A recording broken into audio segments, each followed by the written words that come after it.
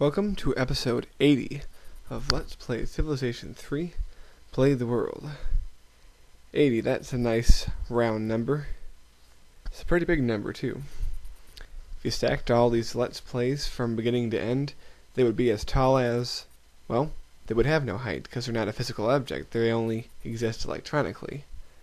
But enough about that, let's get to what's going on here.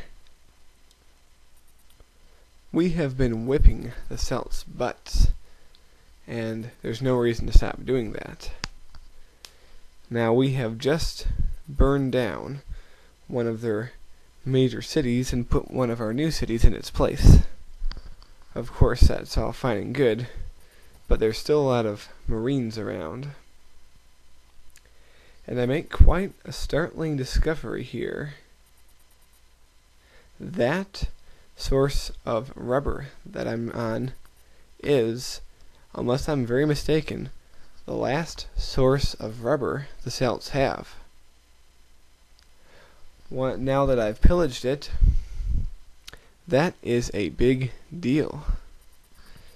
Now, the Celts will be as helpless as the Mongols were. Remember, the Mongols could only fight us back with guerrilla. Now, the Celts won't even have their Marines to fight us. They'll just be able to make guerrilla and riflemen. We've essentially destroyed any chance they have at putting up a fierce resistance. So pretty much the only advanced troops like infantry that we see from now on are ones that have been left over from previous videos. It's a great feeling, isn't it? If you look at the size of the Celts on the map, they're getting a lot smaller. They were once bigger than us, but now we simply dwarf them by a lot. I mean, look at that. They're getting whittled down right along there. Alright, maybe I'm gloating just a little too much. But anyway, I'm taking all these Celtic workers and I'm giving them various jobs to do. As you can probably tell, I'm having some clear jungle, some clean pollution, and some just do generic work. I want to just spread them around, have them help my empire, because this is now what they're part of. They're no longer Celtic, they are now Indian. Alright, we continue bombing the city. Thought we already destroyed the barracks. Well, they probably rebuilt them. But that doesn't matter. We'll keep on bombing it again. Alright. All my many workers are moving around the empire. Have a battleship down there. I can't really use him for the Celtic War because it's so far away, but I'm going to sneak him here for a future engagement, possible engagement against you-know-who. This guy, though, I might be able to get him in time, and if not, that doesn't really matter either, so he's just going to be poking around there. And I have more workers than I know what to do with, so I just send some to automate. The enemy terrain that I've captured is going to be either very undeveloped, very heavily bombarded, or both, and it's probably going to need all the help it can get to get up to high modern standards. So that's a job for my numerous workers. Now moving all my tanks into this new city that I've created. It will be my staging ground for further attacks. Alright, now we get to the AI's turn. Arabs are moving along there. They're attacking there. And there go the Germans. And take a look at that. They destroyed, burned to the ground, a Korean city. I guess they're getting their cue from us, or something. But the Koreans are royally screwed. I think that's pretty much assured by now. Even with the oil that we're giving them, I greatly doubt that there's much chance that they're going to be able to come back from this. But as good of friends as we've been up to this point, I don't really care.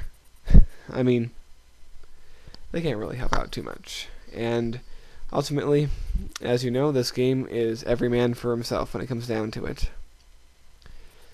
So a lone Chinese tank attacks that city and doesn't win, which is alright, I guess. So one of my new cities actually built something, which is good. I wanted to build a few battleships to increase my navy, even though this is a map where navy isn't that important, so I don't have to worry about that. But it's still good to have one. Alright. So now you know what the next target is. So I'm going to start a bombing campaign there. And that city's a little bit in from our territory no matter what way we go, so it's going to be a little bit before we get there, but I don't doubt that we'll be able to do it. Well, I don't know if you saw when it was cycling through the opponent's turns, but the Celts had a great leader created. But it's all in vain because he's within easy striking distance, and we'll get him in a moment here. First, I want to send this settler into position, and send this guy up to the very tip-top, up there, to form a new city. New Pune. One of the few Indian cities I actually know how to pronounce correctly, I think. I might still be wrong about that, but I think it's right. So, that settled. One more city will be settled up there, and then we won't have to think about that corner anymore. Alright, now to get rid of some of these marine guys. Well, that's it for him. And like I said, there's a great leader there, and as soon as we get this marine, he'll be dead. Well, he won't live to have his greatness known by his people, I guess. Oh well. Happened to us a few videos ago when our great leader was lost in Germany. But that's okay, that's how these things happen. So, send everyone here to heal. And before long, we'll be moving out to attack another city. Always invading. Okay, send him back. Send them all back. It's going to take a little while to send all these guys there. And just look at that. Alright, we'll go through our automated cycle again with more bombings. Not that many citizens of Entermont have been killed, but that's okay. It probably won't matter when it comes to the final fight for that city, which will probably be a very dramatic battle. Hopefully not underrated like the battle for the Mongol capital turned out to be. But we've reached the end of our 80th video. Join us again for episode 81 next time. Thank you for watching. So long.